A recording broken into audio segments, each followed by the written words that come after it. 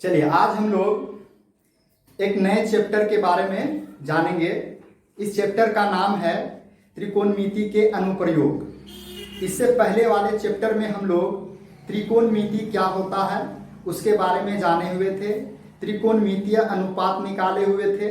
हम लोग जानते हैं कि त्रिकोणमितीय अनुपात आपका 6 होता है, sine theta, cos theta, tan theta, cot theta, sec theta, cosec theta. ये आपका 6 त्रिकोणमितीय अनुपात है और उससे आधारित हम लोग कुछ सर्व समीकरण का प्रयोग किया था पिछले चैप्टर में। आज हम लोग उसी चैप्टर से रिलेटेड उसके अनुप्रयोग को देखेंगे। हम लोग जो भी चीज पढ़ते हैं उससे रिलेटेड अपने दैनिक जीवन में कुछ ना कुछ प्रयोग करते हैं। तो इससे पहले वाले चैप्टर में हम लोग त्रिकोणमितीय अनुपात पढ़े थे। आज हम लोग उसके प्रयोग के बारे में जानेंगे कि त्रिकोणमिति का प्रयोग कहाँ कहाँ होता है। तो इसलिए लिखा है ये आपका त्रिकोणमिति के अनुप्रयोग, जिसको इंग्लिश में कहा जाता है आपका एप्लीकेशंस ऑफ ट्रिगोनोमेट्री। ये आपका एनसीईआरटी बुक का अध्याय 9 में है और इसी के बारे में अभी हम लोग जानेंगे। तो ये क्या होता है एप्लीकेशन ऑफ ट्रिगोनोमेट्री। यदि आपसे कहा जाए कि एक पेड़ है, पेड़ पर बिना चढ़े आपको उसका ऊंचाई ज्ञात करना है, क्या आप बिना त्रिकोणमिति के सहायता से ज्ञात कर सकते हैं क्या? ना ही आपको फीता लेना है, ना ही कोई यंत्र लेना है। उस बिना किसी सहायता के एक पेड़ की ऊंचाई को आपको मापना है। क्या मापा जा सकता है क्या? यदि हम लोग ऐसा कहें कि एक बहुत चौड़ी नदी है, उस नदी को पार किए बिना उस नदी की चौड़ाई को माप सकते हैं क्या? नहीं मापा जा सकता। तो ऐसा कैसे हो सकता है? तो गणित इस चीज को संभव बनाया है। आज हम लोग इसी के बारे में जानेंगे कि बिना नदी पार किए हम लोग नदी का चौड़ाई ज्ञात कर सकते हैं। तो यहाँ पर त्रिकोणमिति के अनुप्रयोग से रिलेटेड आपका कुछ टर्म दिया गया है।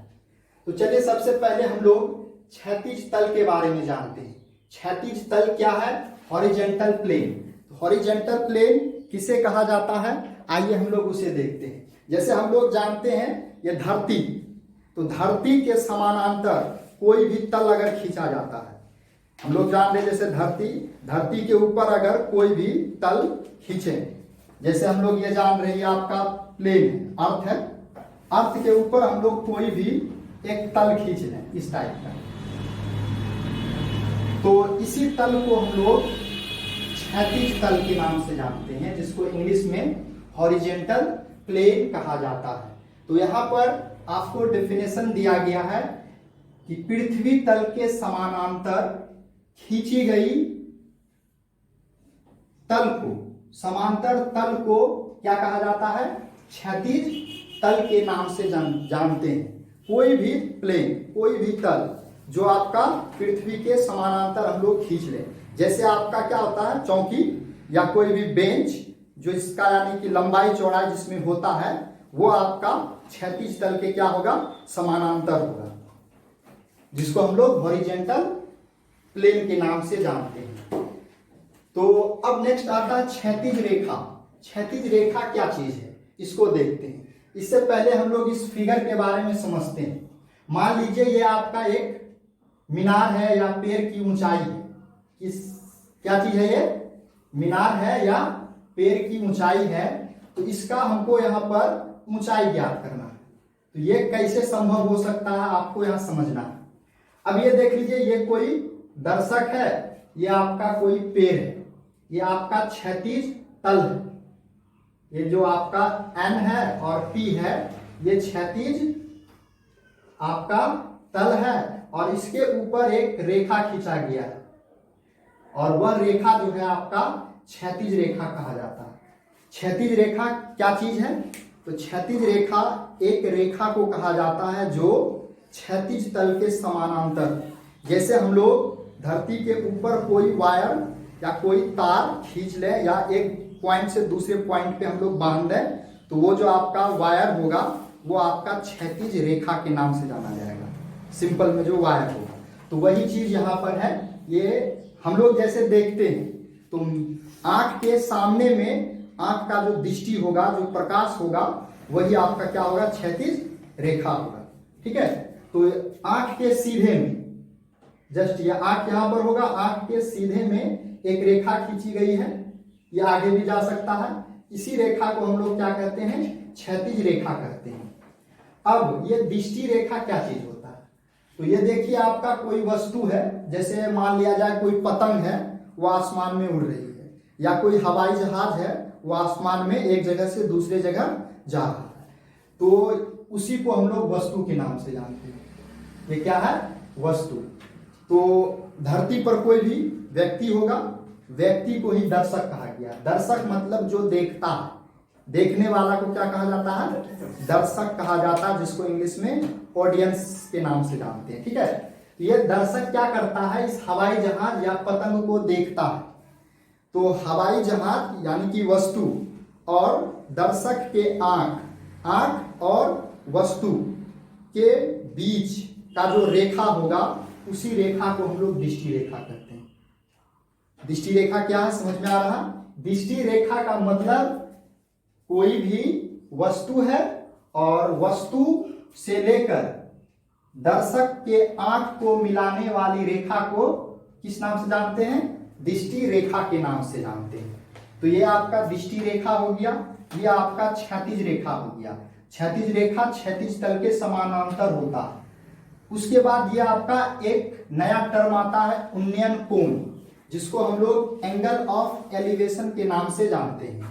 ये उन्नयन कोण क्या चीज है, तो कोण के बारे में हम लोग जानते हैं, यदि दो किरण एक ही बिंदु से क्या होता है, निकलती हो, तो इस प्रकार बने आकृति को हम लोग कोण कहते हैं। तो यहां पर भी गौर से देखिए, ये आपका एक बिंदु है, दर्शक का आइज है, दर्शक के आई को मिलाने वाला ये रेखा दृष्टि रेखा, और इस आंख के सीधे में खींची गई क्षैतिज रेखा के बीच के बने कोण को हम लोग किस नाम से जानते हैं, उन्नयन कोण के नाम से जानते हैं।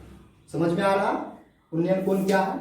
उन्नयन कोण दृष्टि रेखा यानी कि आंख जिस वस्तु को देखेगा वहां से लेके आंख के बीच का जो रेखा होगा वो दृष्टि रेखा हुआ, और क्षैतिज रेखा के बीच जो बना कोण होगा वो क्या कहलाएगा, उन्नयन कोण कहलाएगा, जिसको हम लोग थीटा से, अल्फा से, बीटा से, कोई भी सिंबल से हम लोग सूचित कर सकते हैं। चलिए अब यहां पे देखा है, वही डिफिनेशन दिया गया है, दृष्टि रेखा, जिसको इंग्लिश में हम लोग लाइन ऑफ साइट के नाम से जानते हैं। लाइन ऑफ साइट क्या चीज होता है, ये देखिए, दर्शक के आंख, दर्शक मतलब जो देखता है, तथा देखे जाने वाले वस्तु को, तो आंख क्या करता है, किसी वस्तु को देखेगा, देखे जाने वाले वस्तु को मिलाने वाली रेखा, ये दर्शक है, देखा जा रहा वस्तु ये है, मिलाने वाली रेखा को दृष्टि रेखा कहते हैं। तो यहां पे आपका जो ये एम है, ओ है, ये आपका क्या हो जाएगा, एम ओ, ये दृष्टि रेखा हो जाएगा। चलिए नेक्स्ट आता है आपका उन्नयन कोण, एंगल ऑफ एलिवेशन। अब ये हम लोग जानते हैं उन्नयन कोण कब बनता है, और इसमें दूसरा आपका आता है अवनवन कोण। उन्नयन कोण, अवनवन कोण। तो उन्नयन कोण कब बनता है, अवनवन कोण कब बनता है, इस चीज को समझते हैं। तो यहां पर हम लोगों के सामने दो फिगर है, एक में दर्शक नीचे है, वस्तु क्या है, ऊपर है। दूसरा में देखिए दर्शक कहां है, ऊपर है, वस्तु कहां है, नीचे है। तो ये दो कंडीशन हुआ आपका उन्नयन कोण और अवनवन कोण का। यदि दर्शक नीचे होगा, वस्तु ऊपर होगा, उस समय क्षैतिज रेखा और दृष्टि रेखा के बीच का कोण उन्नयन कोण कहलाएगा। समझ में आया क्या बोला गया, यदि दर्शक नीचे हो और वस्तु कहां हो, ऊपर होगा, तो उस समय दृष्टि रेखा और क्षैतिज रेखा के बीच बने कोण को हम लोग क्या कहेंगे, उन्नयन कोण कहेंगे। और अवनवन कोण कब बनेगा, तो अवनवन कोण बनने का कारण यही होता है कि दर्शक जो होता है ऊपर होता है। दर्शक कहां होता है, ऊपर। जैसे हवाई जहाज में दो महिला पर ठीक है, 10 मंजिला पर। अब 10 मंजिला पे कोई भी वस्तु होगा, अगर नीचे देखना होगा तो नीचे देखने के लिए क्या करना होगा, मुंडी ऊपर उठाना होगा। ऐसा है क्या, नीचे देखने के लिए हमको मुंडी नीचे करना होगा। तो इसी केस में होता है, ये जब दर्शक ऊपर होगा तो ये क्या करेगा, मुंडी नीचे करके नीचे देखेगा कोई वस्तु को, तो ये आपका क्या हो जाएगा, आंख से आंख और ये वस्तु है दोनों को मिलाने वाली रेखा को हम लोग क्या कहते हैं, दृष्टि रेखा। ये आपका दृष्टि रेखा है और ये आपका क्षैतिज रेखा है। क्षैतिज रेखा क्या चीज, आंख के सीधा में खींचा गया। तो वस्तु दर्शक यहाँ है, इसका आंख कहाँ होगा, यही ना होगा, इसी जगह ना। तो आंख के सीधा में खींचा गया रेखा को क्षैतिज रेखा कहते हैं। तो ये M और P ये क्षैतिज रेखा है, ये आपका दृष्टि रेखा। दृष्टि रेखा तथा क्षैतिज रेखा के बीच बने कोण को अवनमन कोण कहेंगे। अवनमन कोण कब बनता है, जब वस्तु दर्शक के नीचे होगा। इस केस में व्यक्ति यानी कि दर्शक वस्तु को देखने के लिए अपना मुंडी नीचे झुकाता है, और जिस समय उन्नयन कोण बनेगा उस समय व्यक्ति वस्तु को देखने के लिए मुंडी क्या करेगा, ऊपर उठाएगा। तो समझ में आया उन्नयन कोण कब बन रहा है और अवनमन कोण कब बन रहा है। तो वही चीज का यहाँ पर डेफिनेशन दिया गया है कि उन्नयन कोण क्या चीज है, तो क्षैतिज रेखा, ये हो गया आपका क्षैतिज रेखा तथा यहाँ है क्षैतिज रेखा तथा दृष्टि रेखा, ये आपका हो गया दृष्टि रेखा के बीच के कोण को उन्नयन कोण कहते हैं। फिगर में गौर से देखिए, आपका एंगल OMQ, ये आपका OMQ ये कोण है जिसको हम लोग थीटा कहे हैं, और वही थीटा आपका क्या है, उन्नयन कोण है। जब वस्तु दर्शक के ऊपर स्थित होता है तो उन्नयन कोण बनेगा। वही चीज बताएं कि जब वस्तु दर्शक के ऊपर होगा उसी कंडीशन में उन्नयन कोण बनेगा।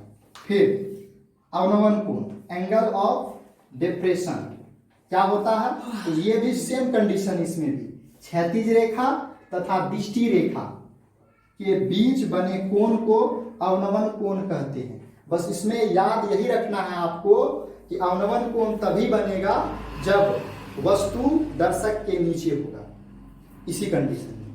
तो वही चीज लिखा भी गया, जब वस्तु दर्शक के नीचे स्थित हो तो अवनमन कोण बनता है ना। तो यहाँ पे वही डेफिनेशन दिया गया, वही चीज है, क्षैतिज रेखा तथा दृष्टि रेखा के बीच बने कोण को अवनमन कोण कहते हैं। फिगर में PMN, ये देखिए PM क्षैतिज रेखा है, MN ये आपका दृष्टि रेखा।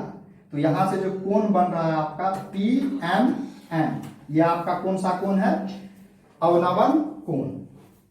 तो अब यहां पर आपको ये हमेशा देखने को मिलेगा, जितना उन्नयन कोण होता है उतना ही अवनमन कोण होता है। तो आज से आपको याद रखना है, ये लिखा गया नोट में कि उन्नयन कोण जो है वो अवनमन कोण के बराबर होता है।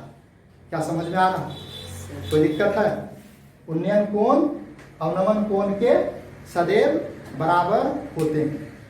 ठीक है, चालू हो जाएगा ना।